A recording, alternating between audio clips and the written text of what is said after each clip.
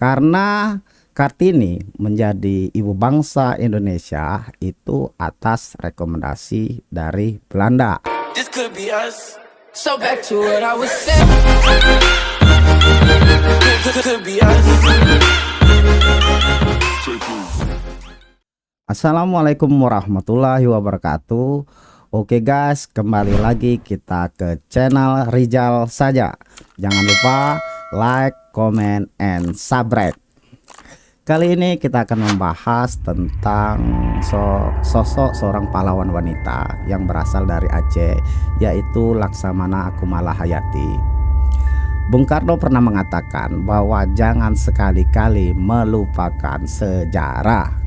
Apa yang akan saya ceritakan ini sudah saya rangkum dari berbagai macam sumber, sehingga saya akan kemas dalam bentuk yang sangat menarik.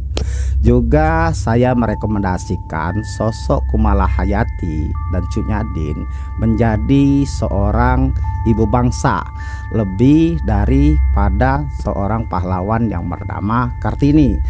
Karena Kartini menjadi ibu bangsa Indonesia itu atas rekomendasi dari Belanda. Ketika kita pelajari sejarah yang ada, dibandingkan dengan sosok Kartini dengan ibu bangsa di tiap-tiap negara, maka kita akan ketinggalan jauh sekali sejarahnya. Dibandingkan kita menampilkan sosok Laksamana Kumala Hayati dan Cut Nyak, sehingga ibu bangsa Indonesia ini bisa bersaing dengan ibu bangsa di negara lain di seluruh dunia. Kita ketahui bahwa Laksamana Kumala Hayati merupakan laksamana perempuan pertama di dunia modern yang juga menjabat sebagai pemimpin 2000 sampai dengan 3000 lebih armada Inong Bale. Inong Bale ini adalah sebuah pasukan yang seluruh pasukan ini terdiri dari perempuan-perempuan janda yang suaminya itu meninggal dan gugur di medan perang. Ia juga mendapatkan julukan sebagai Guardian of the Aceh Kingdom. Fakta sejarah menunjukkan bahwa negara-negara besar baik di Eropa maupun Amerika Serikat tidak memilikinya. Laksamana Kumala Hayati ini merupakan seorang perempuan agung, sangat dihormati dan disegani baik kawan maupun lawan. Sebagai perempuan Aceh, Kumala Hayati memiliki peran yang luar biasa besar di bidang politik dan militer. Peran yang ia miliki dapat mematahkan, melemahkan, atau setidaknya mempertanyakan kembali bahwa aktivitas politik dan militer hanya dapat dimiliki oleh kaum pria pada saat itu.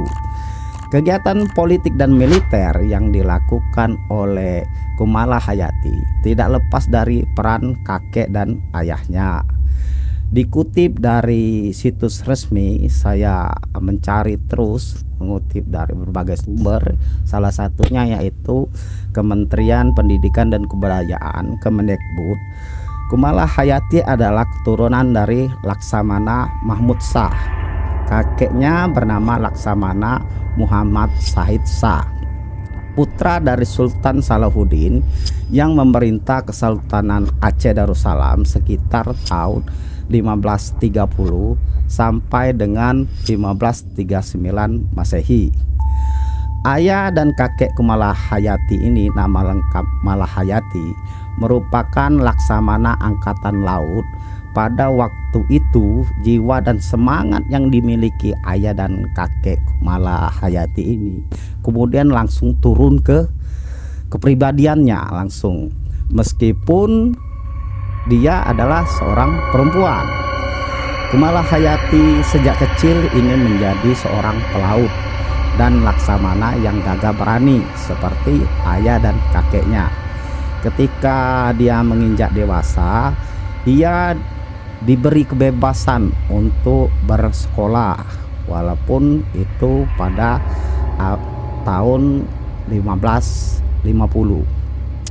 Ia pun memilih masuk Akademi Angkatan Bersenjata milik Kesultanan yang bernama Ma'had Baitul Maqdis. Akademi tersebut terdiri dari angkatan darat dan angkatan laut. Di akademi itu kemampuan militer Kumalahayati terasa. Di sana ia belajar banyak dari para pengajar yang merupakan para perwira dari Turki. Jadi dia ini belajar di Turki. Pada waktu itu Kesultanan Aceh Darussalam mendapat bantuan dari Kesultanan Turki Utsmani. Jadi dia Kesultanan Aceh ini berteman dengan Kesultanan dari Turki Utsmani. Di akademi itu pula, seperti dikutip dari Kompas.com, ia bertemu dengan Tuanku Mahmudin bin Said Al-Latif. Mereka kemudian menikah. Perjuangan Kumalahayati bermula dari peristiwa perang di perairan Selat Malaka. Pasukan Kesultanan Aceh dipimpin oleh Sultan Alauddin Riyad Shah Al-Mukamil yang dibantu 2 orang laksamana. Salah satu laksamana Tuanku Mahmud bin Said ini, pertempuran yang berlangsung sangat sengit sekali, terus dimenangkan oleh pasukan Kesultanan Aceh. Namun pada waktu itu perang dia berhari-hari, walaupun menang, tetapi suami Kumalahayati ini ikut tewas dalam pertempuran itu. Jadi ketika dia tahu suaminya tewas, ia pun berjanji akan menuntut balas dengan meneruskan perjuangan suaminya. Kemudian Kumalahayati ini dia berenung, dia menangis bersedih berhari-hari, sehingga dia ketika dalam perenungan dia sadar bahwa semangatnya harus tumbuh kembali, hingga dia kemudian meminta Sultan Al-Mukamil untuk membentuk armada Aceh yang semua prajuritnya wanita janda. Jadi seluruh prajurit itu dia bentuk dari wanita-wanita janda yang suaminya gugur di medan perang. Nah, walaupun pada awalnya itu diragukan, tapi Kumalahayati ini tetap dia menunjukkan bahwa sudah ada pasukan perang yang sudah dia latih. Semuanya pasukan itu adalah perempuan, sehingga disetujui oleh Raja Aceh pada saat itu. Dikutip dari situs Kabupaten Aceh Besar, setelah permintaan itu disetujui, Kumalahayati pun memimpin pasukan yang diberi nama Inong Bale. Inong Bale ini yang seperti saya jelaskan tadi adalah terdiri dari perempuan-perempuan janda yang suaminya itu tewas di medan perang. Inong Bale, sedangkan Bale artinya itu kalau diartikan dalam bahasa Aceh ya, itu Bale itu artinya janda, Inong itu artinya adalah wanita, bisa diartikan adalah Inong berarti wanita, sedangkan Bale artinya janda. Jadi Inong Bale adalah wanita janda. Kumalahayati melatih para janda tersebut untuk menjadi pasukan Kesultanan Aceh yang sangat tangguh. Bersama pasukannya, ia sering terlibat dalam pertempuran baik melawan Belanda maupun Portugis pada saat itu. Tidak hanya di Selat Malaka, tapi juga di daerah pantai timur Sumatera dan Malaya. Inong Bale juga membangun benteng dengan benteng yang sangat tinggi, yaitu tingginya itu sekitar 100 meter dari permukaan laut. Tembok benteng itu menghadap ke laut, lebarnya itu 3 meter dengan lubang-lubang meriam yang moncongnya itu mengarah ke pintu teluk. Nah, jadi moncongnya itu mengarah ke arah laut di pintu teluk. Selain memiliki benteng, pasukan wanita janda itu juga memiliki pangkalan militer yang terletak di Teluk Lamreh, Krueng Raya. Dalam buku Perempuan Kumala 2007 karya Endang Mudopo, Kumala Hayati disebut sangat gigih ya dalam perjuangan karena menganggap bangsa penjajah yang datang telah merugikan kerajaan. Saat pertempuran pada tahun 1599, pasukan Inong Bale ini yang dipimpin Kumala Hayati secara mengejutkan mampu mengalahkan pasukan Belanda yang dipimpin oleh Cornelis de Houtman. Salah satu aksi heroik yang dilakukan Laksamana Kumala Hayati adalah saat ia berhadapan dengan Cornelis de Houtman di atas geladak kapal pada 11 September 1999 dan berhasil membunuh de Houtman ini. Jadi Cornelis de Houtman merupakan penjajah Belanda pertama yang menjajahi kaki di Nusantara. Menurut catatan sejarah, Cornelis de Houtman ini tewas setelah kena tikam rencong Laksamana Kumala Hayati. Jadi Kumala Hayati ini sengaja dia pengen membalas dari pasukan Belanda, dia berani untuk berduel sama pimpinan dari pasukan Belanda tersebut. Perjuangan Laksana Kumala Hayati yang gigih melawan penjajah bersama Inong Bale harus terhenti ya, pada tahun 1609 saat pertempuran Inong Bale melawan Portugis di perairan Selat Malaka. Laksamana Kumala Hayati ini tewas.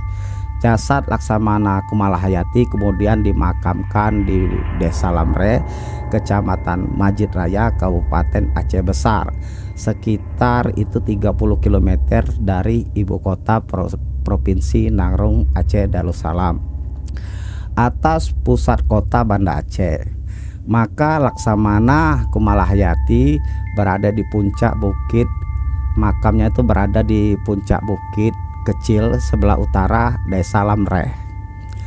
Laksamana Kumala Hayati baru resmi dinyatakan sebagai pahlawan nasional pada masa pemerintahan Presiden Joko Widodo. Ia mendapat gelar sebagai pahlawan nasional pada tanggal 6 November 2017 melalui keputusan Presiden nomor 155 tahun 2017 tentang penganugerahan gelar pahlawan nasional. Jasad Laksamana Kumala Hayati kemudian dimakamkan di Desa Lamre, Kecamatan Majid. Jadi ketika dikutip, sebenarnya sejarah ini sangat panjang tentang Kumala Hayati, berapa pertempuran dia ikuti, tapi karena ini di YouTube ini durasi, mungkin kita akan bahas lebih detail lagi sehingga kawan-kawan atau teman-teman itu bisa lebih memahami sejarah lebih dalam lagi. Itu kerajaan-kerajaan yang ada di Sumatera, apalagi yang ada di Aceh, memang sulit dikuasai oleh Belanda karena tidak seperti wilayah-wilayah lain. Itu Aceh ini sehari pun tidak pernah dikuasai Belanda, dan Aceh juga merupakan salah satu provinsi yang berasal yang Islam pertama kali turun di Aceh. Jadi sebenarnya sejarah Islam ini bukan berada di tempat lain. Yang pertama kali itu ada di Aceh. Banyak pahlawan di sana, pahlawan-pahlawan di tiap tempat di Aceh, yaitu di daerah Sumatera Selatan, juga di Aceh, di Palembang juga banyak itu pahlawan-pahlawan. Tetapi kita kurang mengenal dan kurang mengangkatnya. Makanya itu saya akan mengangkat beberapa pahlawan ke depan dari areal-areal Sumatera. Sebenarnya kalau tokoh-tokoh agama itu, kalau mau kita kutip, banyak sekali itu berasal dari Sumatera. lebih dari kalau kita di daerah Jawa itu mengenal Sunan Wali Songo. Sebenarnya di Sumatera itu lebih banyak lagi, bukan cuma 9, karena asal mula apa tuh Islam itu terbentuk itu berasal dari Sumatera. Tentunya banyak tokoh-tokoh agama itu atau wali-wali itu berasal dari Sumatera. Makanya kita sebagai putra Indonesia kita harus mengenal sejarah yang ada seperti apa yang dikatakan Bung Karno. Mungkin itu saja dari saya akhiri dengan wassalamualaikum warahmatullahi wabarakatuh.